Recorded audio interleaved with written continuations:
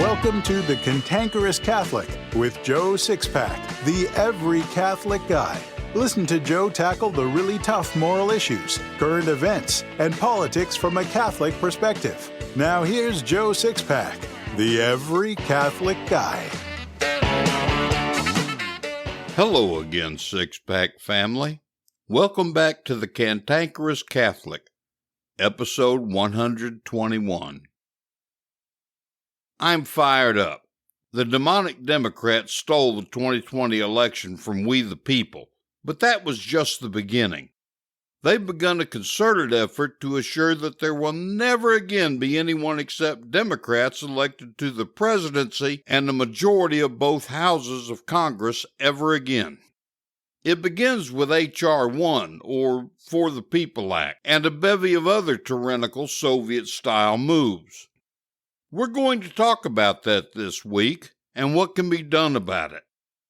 As you know, I don't like asking for your financial support. I always want a win-win situation whenever possible. Well, I've got a way for you to help this apostolate without you having to do anything you're not already doing. Everybody shops on Amazon. I've developed an affiliate relationship with Amazon. When you visit CantankerousCatholic.com and click on the episodes page, blog page, or about the show page, on the right-hand side of the page you'll see Amazon ads for Catholic books and merchandise. There's no price difference from Amazon's site, but if you click on something you're interested in and buy it, Amazon will pay me a small commission just for you clicking on that ad. It doesn't stop there either. Anytime you're on Amazon and find things you want to buy, send me the link to the items and I'll send you another link to click when you're ready to buy. You won't pay a dime more for the item, but Amazon will pay me a commission. That way you can help to financially support this apostolate just by doing what you were going to do anyway. Remember, visit the episodes, blog, and about the show pages to find Catholic books and merchandise, and send me links to other things you want to buy on Amazon, and I'll send you the links that will pay this apostolate a small commission. And I thank you in advance for your support. If the demonic Democrats get their way over the next several months, our beloved Democratic Republic is over. They've set out to go far beyond socialism. They actually want a communist state. They're dressing it up with all sorts of flowery language and claim they're against becoming communists, but their language and actions are two very different things. It all begins with the For the People Act, but there are many layers beyond H.R. 1 to their nefarious plan. Let's begin, though, by looking at the provisions of the For the People Act. The bill would require states to offer same-day voter registration for federal elections and to permit voters to make changes to their registration at the polls. It would require states to hold early voting for at least 2 weeks and would establish automatic voter registration for individuals to be eligible to vote in elections for federal office in the state. Under the automatic voter registration provision, eligible citizens who provide information to state agencies, including state departments of motor vehicles or public universities, would be automatically registered to vote unless they opt out of doing so. The bill would also expand opportunities to vote by mail and would make Election Day a federal holiday. The bill would require states to offer online voter registration, like that can't cause any problems with voter fraud, which has already been adopted in 39 states and the District of Columbia.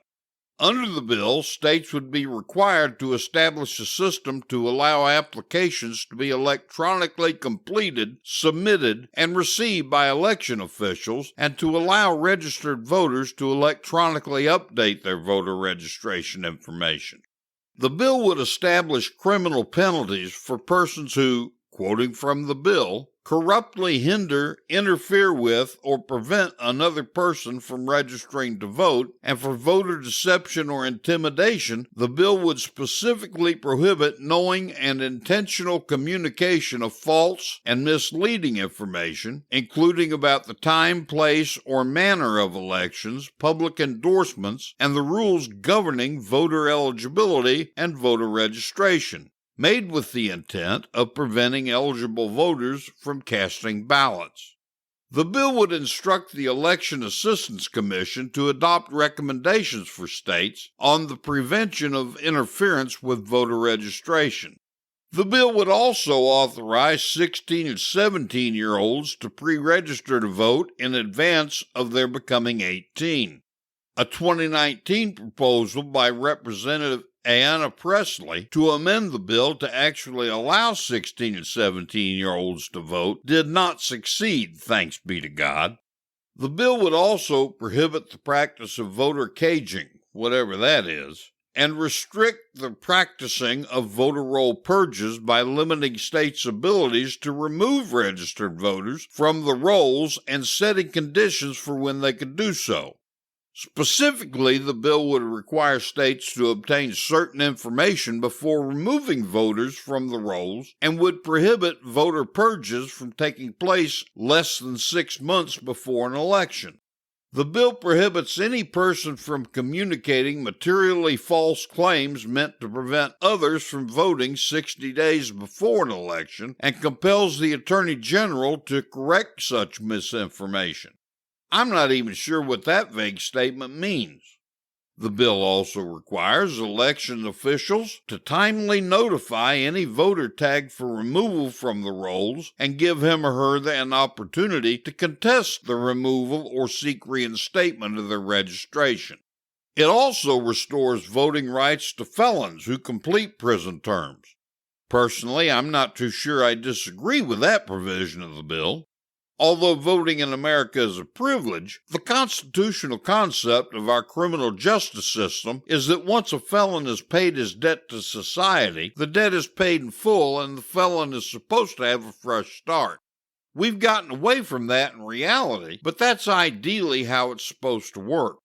Besides, I personally believe that if a convicted felon who served his time is expected to pay taxes as a productive member of society, he should have the right to vote for his representation.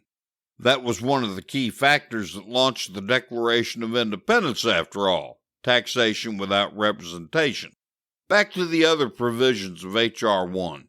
The bill contains various provisions to promote voting access for people with disabilities and provisions to strengthen the Uniformed and Overseas Citizens Absentee Voting Act by providing protections for military and overseas voters, something else I think is good but not really necessary.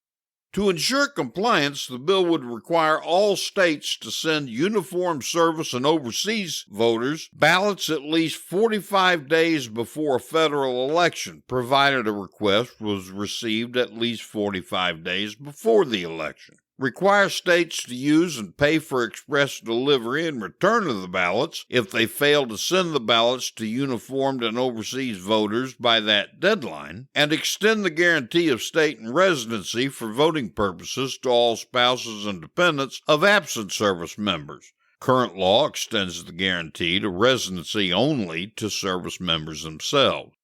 The bill would create a cause of action allowing the Attorney General or a private party to sue the state if a state violates these provisions, and would require states to send reports to Congress documenting the availability of absentee balloting for service members and overseas voters, how many ballots were transmitted, and how many were returned.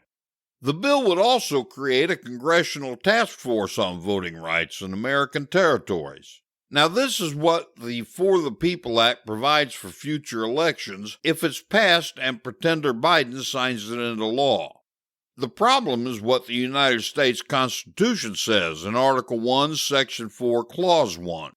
It reads, "The times, places, and manner of holding elections for senators and representatives shall be prescribed in each state by the legislature thereof."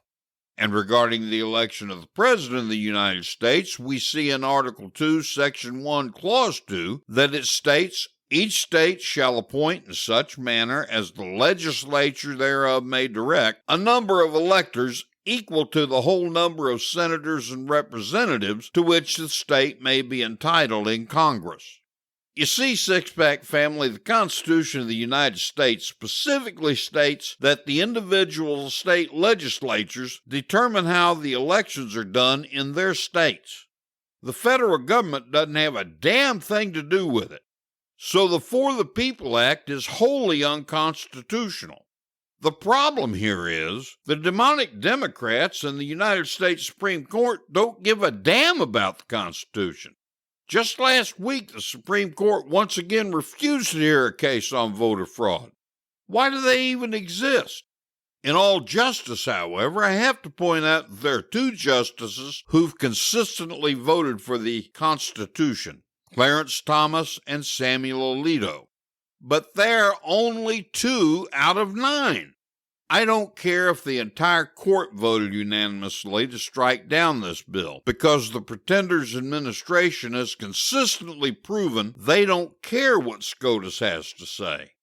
Biden has signed 49 executive orders as of April 15th, and most of them are blatantly unconstitutional. Indeed, many of them make laws that only Congress can make. So it doesn't matter what SCOTUS says, Biden's going to do what he wants to anyway. Biden wants to hedge his bets, though, just in case a majority of justices sooner or later find that they actually do have a backbone and want to stand upright. He wants to add an additional 4 justices to the High Court. Then he and his fellow demons in Congress can begin legislating all their Christmas wish lists through the United States Supreme Court. In order to fully accomplish what they want to do with Obama's promise to transform America, there are 2 additional things they have to accomplish. They have to disarm the American people, or at least make it too difficult to use your arms. The most obscenely far-reaching bill I've seen so far is a bill requiring a gun owner registry akin to the National Sex Offender Registry. I told Justice Scalia back in the 90s when they heard the case on the Sex Offenders Registry that it was only a testing ground to start this sort of thing for guns now. Under the provisions of this proposed legislation, the public registry will have your name, your address, how many guns you own, what guns they are, and where in your home they're kept with your ammunition. I can't see anything going wrong here, can you? They also have a list of guns they say you shouldn't have, and they plan on confiscating them. A lot of people who don't own firearms really don't see this as a big deal. After all, you can only hunt with 1 gun at a time, right? Those people are ignorant of what the Second Amendment is about anyway. The Second Amendment isn't there so we Americans can hunt. It's there so we can defend ourselves against a tyrannical federal government. Defend ourselves against this tyrannical federal government. The registry only makes it easier to confiscate all of our weapons. It's as Jefferson said, free men do not ask permission to bear arms. He also said, what country can preserve its liberties if its rulers are not warned from time to time that their people preserve the spirit of resistance? Let them take arms. Finally, Jefferson said, the tree of liberty must be refreshed from time to time with the blood of patriots and tyrants. He'd be considered a domestic terrorist today, but he's really a father's voice from the past. At the same time your guns are controlled and the Second Amendment becomes worthless, they've got to manufacture a way to know where you are and what you're doing 24 hours a day. The way they'll do that is with the vaccine passports they're pushing. You see, these passports won't just prove you've been vaccinated, which is in and of itself a violation of HIPAA laws. They aren't just a laminated card you'll carry in your wallet. Oh no, these passports are worn on your ankle or wrist. These electronically read passports will have all of your personal information in them. Everything from your phone number to your address to your credit card score and the cars you own. everything, even more than I've already mentioned. They'll also know what medications you take and why. They'll know who your employer is, who your girlfriend is, how many kids you have, and their names. They'll know everything about you. Article 5 of the Constitution provides a remedy for this sort of tyranny.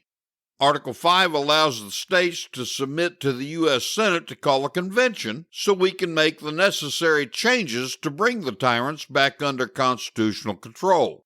We've got 15 of the 39 state legislatures we need for this quickly growing movement. I'm a big believer in Article 5 Convention of States, and I'm not alone. Other voices are radio host and constitutional scholar Mark Levin, Congressman Louis Gohmert, Governor Ron DeSantis, Charlie Kirk, Governor Mike Huckabee, Senator Jim DeMint, Senator Rand Paul, Ben Shapiro, Congressman Mark Meadows, Colonel Allen West, Governor Greg Abbott, and many, many more. The problem I see with an Article 5 Convention of States now is that all the supporters haven't yet accepted what I already have. If we had all 50 states on board with this right now, I believe the Senate would completely ignore us. The Senate would never convoke a convention of states, despite that the Constitution says they have to. Until supporters of Article 5 accept the reality I see, they'll never admit the terrible thing that must be done. We either have to fight or secede, which would lead to a fight anyway. Of course, a third alternative is to sit by and watch what the demonic Dems have in store for us, but as Jefferson said, I prefer dangerous freedom over peaceful slavery. Joe Sixpack, the Every Catholic Guy, wants to make sure you're informed about all the Catholic news you need to know. Here's Joe Sixpack's top 5 Catholic news picks for this episode. Catholic news pick number 5. Hats off to Just the News. Angel Studios is a Christian-based film company hoping to launch several TV and film projects that are faith and family-friendly. The company was able to raise $5 million in 1 week. Producer and director Matt Edwards said, "There's a huge underserved market in the country." That's an understatement. Amazing! You can read the whole story by clicking the link in my show notes. Catholic news pick number 4. Hats off to the Daily Signal. The Pentagon announced that the military will now perform gender transitions for service members. Oh boy. Once an individual gets a diagnosis from the military medical system that gender transition is necessary, commanders then must act on that request within 90 days. Thomas W. Spohr, a retired Army Lieutenant General, called the new policy an unforced error.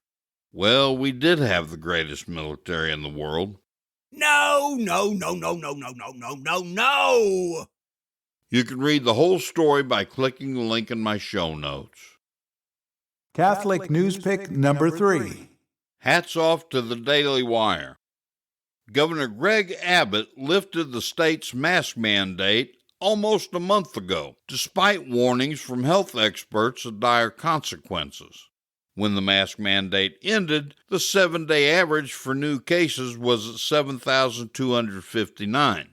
But the number of positive cases has dropped for 18 days in a row, now approximately half the amount when the mask mandate was lifted. Wow! That's just incredible! You can read the whole story by clicking the link in my show notes. Catholic news pick number 2. Hats off to the Daily Wire. Church membership in the United States dipped below 50% for the first time, according to a recent study by Gallup. In 2020, 47% of Americans said they belonged to a church, synagogue, or mosque, down from 50% in 2018 and 70% in 1999, the survey company announced. Some of the decline in 2020 was due to the coronavirus epidemic, but Gallup predicted that continued decline in future decades seemed inevitable. That makes me sad. You can read the whole story by clicking the link in my show notes. Catholic News Pick number 1. Hats off to the Free Beacon. The Biden administration cited the coronavirus pandemic as a reason to authorize the prescription of the abortion pill mifepristone through the mail. This new Biden policy will allow at-home self-administered abortions. With this action, the Biden administration has made it clear that it will prioritize abortion over women's safety. Allowing unsupervised chemical abortions via telemedicine without requiring timely access to medical care will put women in grave danger, said Jeanne Mancini, president of March for Life. Despicable! You can read the whole story by clicking the link in my show notes.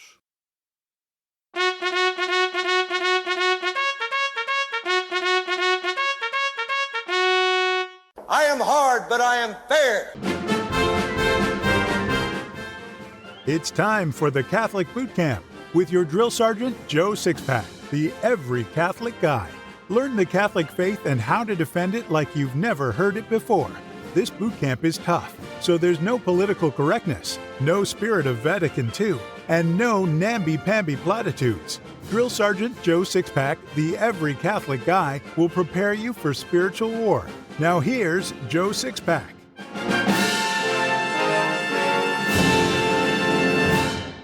One of Farmer Jones' neighbors came to him one day and said, "Johnny Little took a wagon load of apples from your orchard." "Did you see it?" asked the farmer. "No, but Joe Williams told me about it." Farmer Jones went to Joe Williams and asked him, "Did you see Johnny Little take a wagon of apples from my orchard?"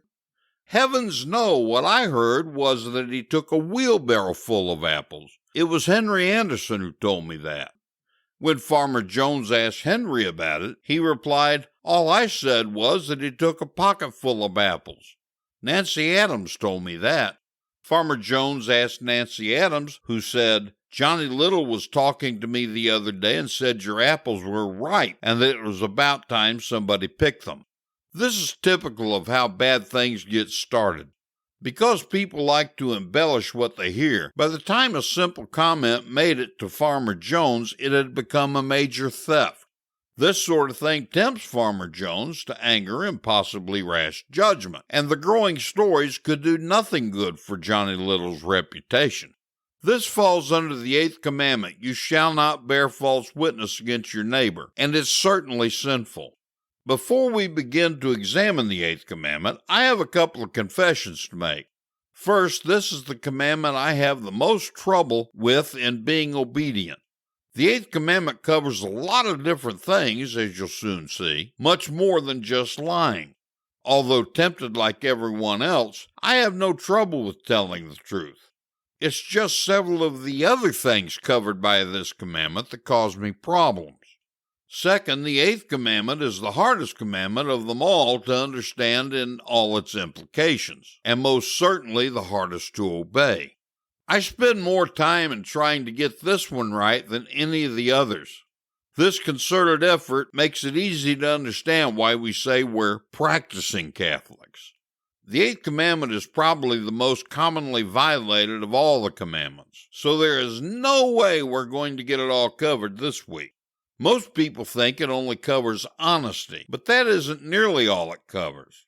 The Eighth Commandment forbids false witnessing, lying, rash judging, rash suspicions, flattery, tale-bearing, detractions, calumny, contumely, libel, and the telling of secrets we're obliged to keep. It obliges us to always be truthful, especially when it concerns someone's good name and reputation. It also obliges us to interpret the actions of our neighbor in the best possible way. Let's begin by defining a lie. A lie is anything we know or suspect to be untrue, usually for the purpose of deceiving others. And there's no such thing as a white lie. The Catechism of the Catholic Church says, "Man tends by nature toward the truth." It's a perversion of man's nature to tell a lie, because God made man to know and tell the truth. Therefore, no excuse can make the telling of a lie good, since lying in itself is sinful. A basic principle of moral theology is, we may never commit an evil that good may come from it. That includes the so-called white lie. It doesn't matter what anyone or anything else says about lying, specifically the shameful ruling of the U.S. Supreme Court that police officers can lie to a suspect or one being questioned to get a confession or otherwise get at the truth. We must obey God rather than man. Moral theology gives us something called a jocose lie. A jocose lie isn't really a lie at all. It's a story made up in order to amuse or instruct others, such as Jesus' parables are a joke. A jocose lie only becomes sinful if the storyteller fails to make it clear in some way that the story isn't to be taken literally. There's also such a thing as a lie in action. Lying in action is called hypocrisy. A good example is when a parent tells a child to do as I say, not as I do. The next one on our list is rash judging. This is believing something harmful about someone's character without a sufficient reason. For example, you may have a convicted felon attending your parish, and you automatically think he should be shunned and otherwise made to feel uncomfortable enough to go elsewhere. You would be rashly judging his character without sufficient reason. Do you know for a fact that he was guilty of the crime? Even if he was, what is his behavior like now? Can people change? Of course they can. Don't forget, St. Paul was guilty of murdering Christians prior to his conversion. So the best rule of thumb is, take each person where he's at and determine his character by how he deals with you personally and how you observe him dealing with others. Rash judging is wrong because such disrespect to someone's reputation equates to disrespect of the person being rashly judged, and everyone deserves our respect. There are also sins that can be committed by telling the truth. What? Did I just say that? Really? Yep. Those sins are called tale-bearing and detraction. Tale-bearing is telling someone the unkind things others have said about him or her. This is sinful because it provokes a person to anger, hatred, revenge, and other sins. Detraction is acting without an objectively valid reason to tell another's faults and failings to persons who didn't know them. Now, we may tell the faults of another to the proper authority, such as teachers, parents, and police, if we believe the wrongdoer can be helped or stopped from further wrongdoing, or to keep the wrongs from becoming worse. It's important to stress, though, we should be more concerned with seeing the sinner break with sin than to see the sinner punished. Next week, we'll continue our examination of the Eighth Commandment. Just know and understand now that all of this only scratches the surface of this demanding commandment of God. The Catholic Church is 2,000 years old. A lot of wisdom is gained over 2 millennia. Each week we'll share some of that wisdom with a Catholic quote. So here's this week's Catholic quote. This week's Catholic quote is from St. Thomas Aquinas. He said, "Hold firmly that our faith is identical with that of the ancients. Deny this, and you dissolve the unity of the Church." I believe a really great way to teach the faith is through stories, parables, and anecdotes. So here's today's story. Years ago, when I worked in prison apostolate, I met a man whose prison handle was Bobcat.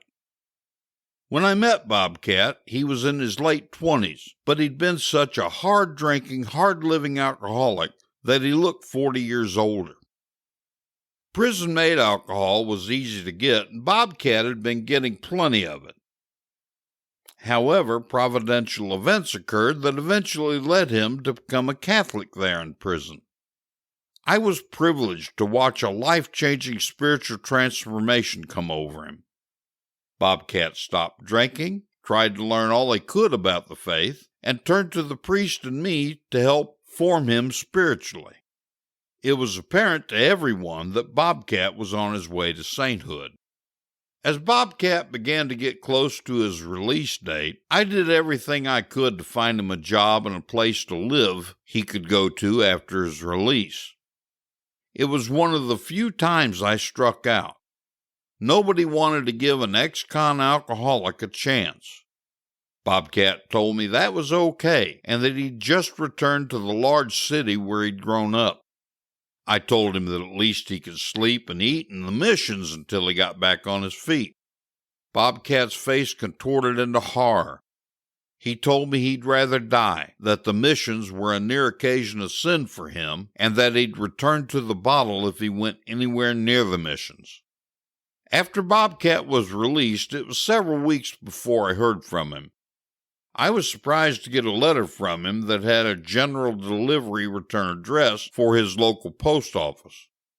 According to the letter, Bobcat was living in a large appliance box under a bridge. He also said that he managed to get the first job he ever had in his life, a dishwasher at a busy restaurant. I got letters from Bobcat every couple of weeks to update me. He told me about his temptation and how grace helped him overcome them. He told me about the priest where he went to daily mass. He said the priest didn't know him, but he was getting to know the priest well through weekly confession. Then in the last letter I got from Bobcat, he told me he'd managed to save enough money to rent a little efficiency apartment that he was going to move into the next week. When I didn't get another letter from Bobcat, I just figured he'd moved on with his life now that he had an apartment. It had been unseasonably cold that winter, but I didn't think much about it. After all, Bobcat had shown how capable he was of taking care of himself. Some weeks later, I found out that the night after he mailed that last letter, 3 days before he was to move into his new home, Bobcat froze to death in that appliance box under the bridge. I was told he was found with a rosary in his hand. It's not enough to bear the Catholic label. We actually have to live the Catholic faith. Bobcat lived his faith heroically. Unfortunately, many Catholics I'd talked to before Bobcat got out of prison don't live their faith heroically. None of them, not a single one, would give Bobcat a chance. One of the corporal works of mercy is to give shelter to the homeless. If someone had given a positive response to my pleas on Bobcat's behalf, he might still be alive today, and those people would have been richer for having known Bobcat. Please keep this story in mind the next time you run across someone less fortunate than yourself. True, you may get burned. You probably will get burned. I've been burned more times than I can count, but these people are made in God's image and likeness. Everyone deserves a second chance. This has been the Cantankerous Catholic with Joe Sixpack, the Every Catholic Guy. Thanks for subscribing, and be sure to visit CantankerousCatholic.com to get your free copy of Joe's popular book, The Best of What We Believe, Why We Believe It.